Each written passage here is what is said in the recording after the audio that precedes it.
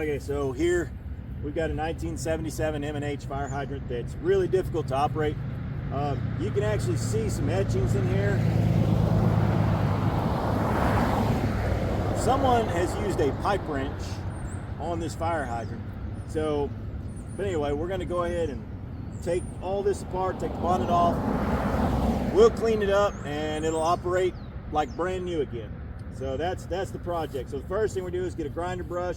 We're going to remove some of this old paint from right around this seam on this hold down nut. Then we'll take the hold down nut off, the operating nut off, take these bolts. This 1977 is a two-piece bonnet system. So what that means is it's got this piece and then there's another plate underneath it. So we'll take those both plates off, clean them up, put new O-rings, lubricate them, we'll be good to go. Go right ahead.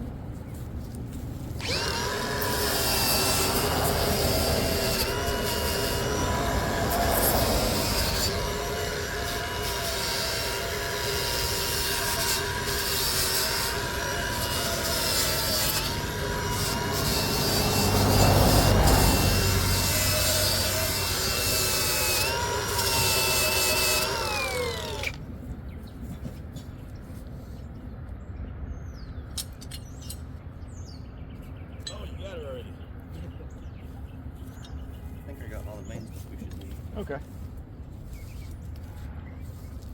If we're getting it apart at least. So now all of these are reverse threads on the hold down nuts. So instead of going counterclockwise, we'll be going clockwise to open.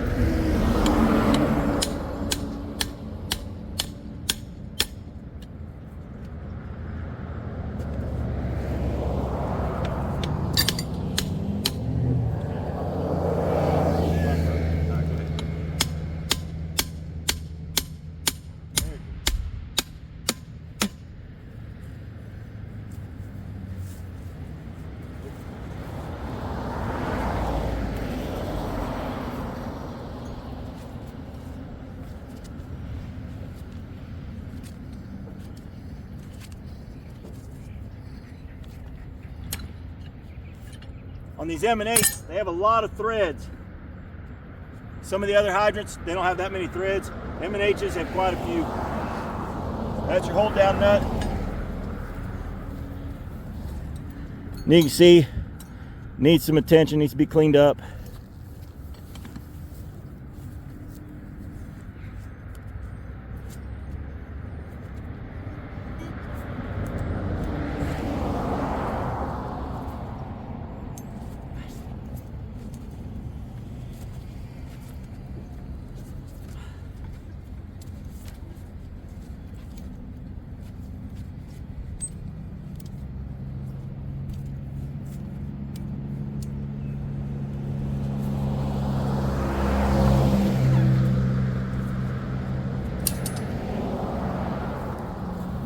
There's your operating nut. You can see there's some grease right there. Someone probably tried to grease this at one point since it had gotten difficult to operate. Of course, they used the wrong kind of grease. You got to use a food grade grease. That's what we'll be doing.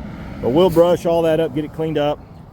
And if you look in here, you can see how that's got rust in there. Most of that rust is because water is getting up into the bonnet. Is the O-rings are bad or the upper stem is bad. We'll see once we get in there.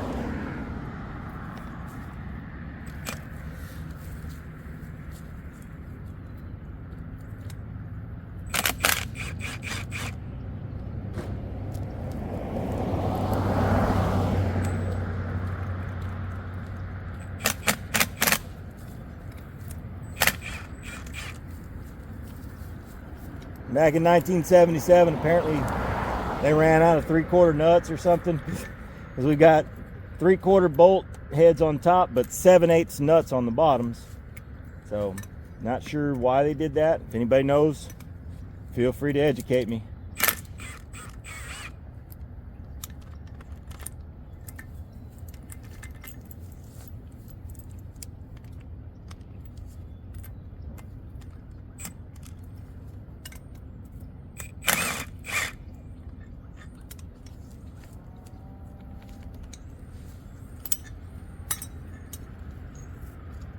now this is the top piece of the bonnet system. So no O-rings in there. It's just this, almost like a shell. Although we do got to clean that right in there. We'll clean that up. This is their second piece, this plate right here. We'll pull that off, and it's got the 2 O-rings right in there.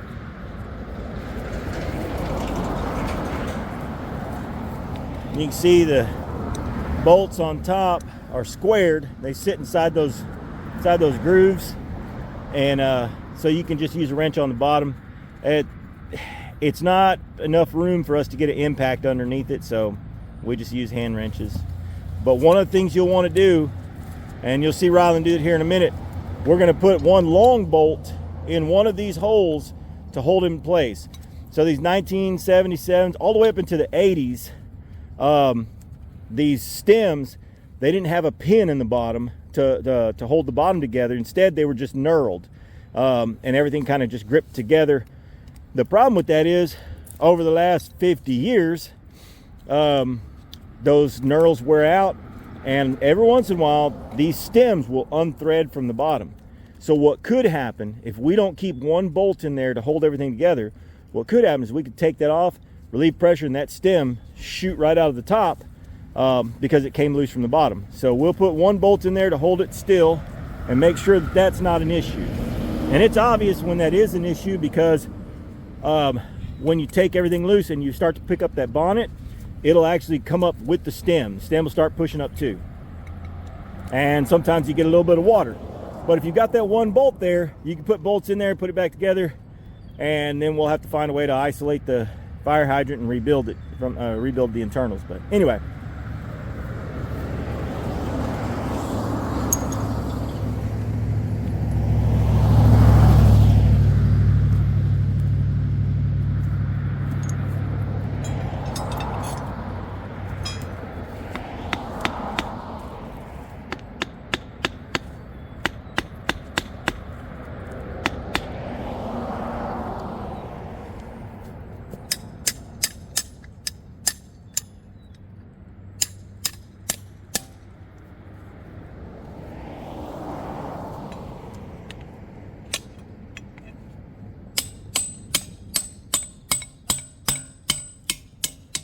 Now you can see as we're moving this now, that stem is not coming up and down. Now it'll move side to side, that's normal, but it's not coming up. So we're good.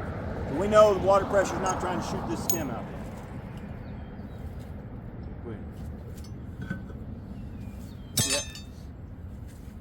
So we'll clean this off, but there are 2 O-rings right in there that are just completely flat now, but we'll replace those 2 O-rings, and that'll help keep water out of there. Stem split. All right, so now here's something we didn't anticipate. I mean, it happens, but there's a split in the stem right there. And we have done enough of these today that we have run out of brand new upper stems. So I'm gonna have to call HydroFlow, talk to Craig down in Beaumont, and have him get me some more M&H open left upper stems. So now we're at a stopping point. We're going to go ahead and put everything back together. We'll still put new O-rings in, lubricate everything, but honestly, you know, if this was your water system, you could just put it back together, order the upper stem, and then come out and do all the work at once then. But for now, we're done with this hydrant until we get a new upper stem.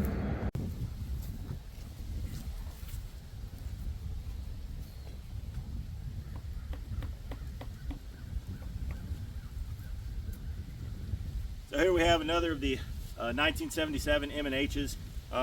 We did a bonnet rebuild earlier, and the upper stem was split, and so we didn't get a chance to operate that one. This is another one we had to do same day, just another couple hours later. Anyway, so we're doing the same thing. We've already removed the 2 bonnet pieces, and it's built identical to the one which I'm going to put this video right at the end of the other one. So the one you just saw, it's identical to that, except that the upper stem is still in good shape. So this one we caught early enough, we can get it fixed and we'll be good to go. So we're going to clean up this gasket, clean up all the parts just like we did on the other one. and then I'll show you a video of us putting it all back together, or I'll put that on the video, us putting it all back together, and operating the fire hydrant. This one here, before we started, we tried operating it. It was incredibly difficult to get it to move. But once again, it's just amazing what just cleaning them up, putting new O-rings and new grease and oil, stuff like that. It's amazing what that does for a fire hydrant. But anyway, as soon as we start putting this one back together, I'll video that and let you guys see.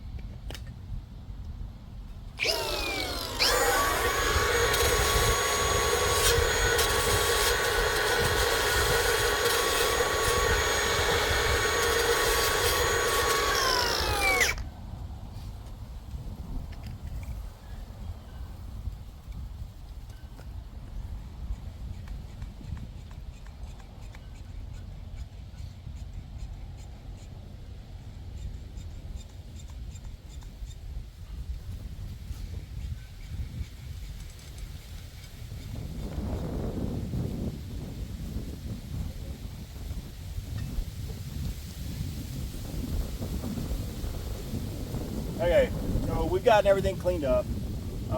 Putting a new bonnet gasket on there. I'm going to fill this up with grease. Fill that up in there with grease. Of course, we got grease on the threads. We're going to grease this thing up really, really good. As a matter of fact, it'll be greased better than the last one we did, because the last one's going to need a new upper stem anyway, and so we'll pack it full of grease the next time we go. You see, he's got that first piece of the bonnet put on there.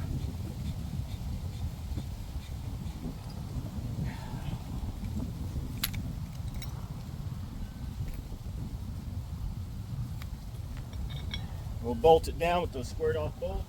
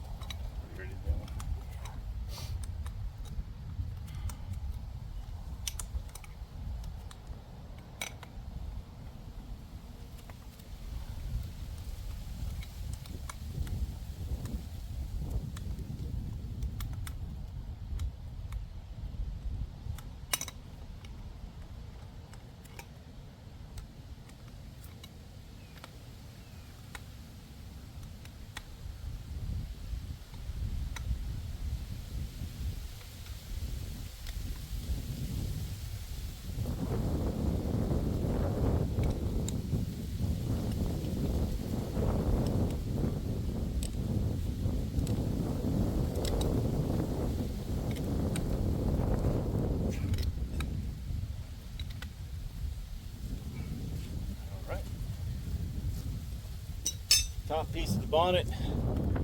You see that's been cleaned out in there. Brushed that out real good, got all the debris out of it, so there won't be any disruption to these surfaces. So this piece right here, this surface, and this surface are all going to meet up inside that bonnet and the hold down nut, and those are the pieces we want to make sure those get lubricated real well as well. Real well as well. They can't be right.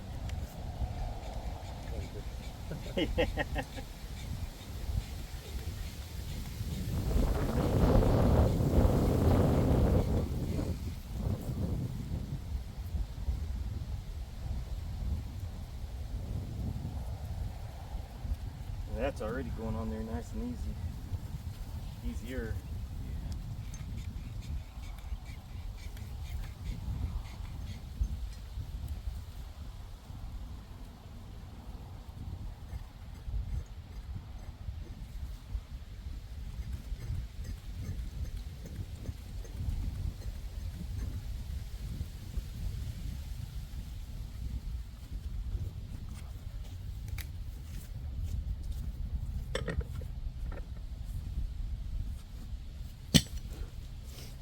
Now here we got your hold down nut or thrust nut, and it is he's checking to see what the gap is on those threads. And you can see, I can see it from here. Yeah, there we go. Give it a little tap.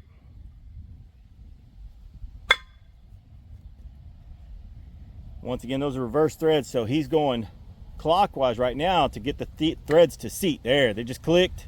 Yeah, now he's good. It's brass, and so it's real easy to strip those threads. It only takes a second to just go the opposite direction, make sure it snaps in. Of course, you can look at the video and see maybe it didn't take just a second. It might take a few seconds, but it's absolutely worth it considering those parts, just one operating nut or the hold down nut is, I want to say they're right around $500 or $600 right now. So now he's going to get that to the end of the threads there, and then he'll give it 3 taps to make sure that it's nice and solid.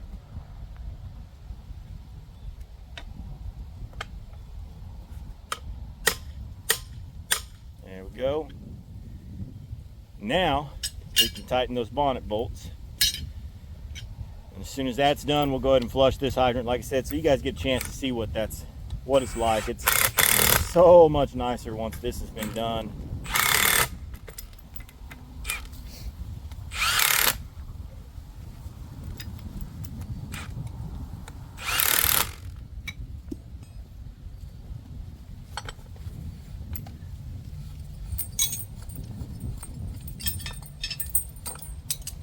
Normally I would put a diffuser on here and we would open it up all the way, but they're asking us not to today. They've got a lot of work going on in town, so they don't want us really taking a lot of water back, but they did give me permission to open it just a little bit and check and see. But that's already, I mean, that is just as smooth as butter. Now I'm fighting some water pressure.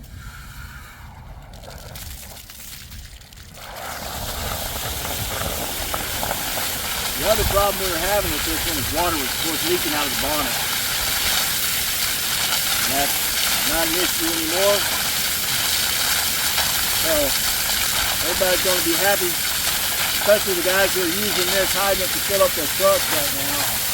Now they can do it a whole lot easier. They've complained a bunch of times. So we got out here, got them taken care of. And that's, if you'll notice, I didn't snug that hydrant down. But the water pressure's already caught up.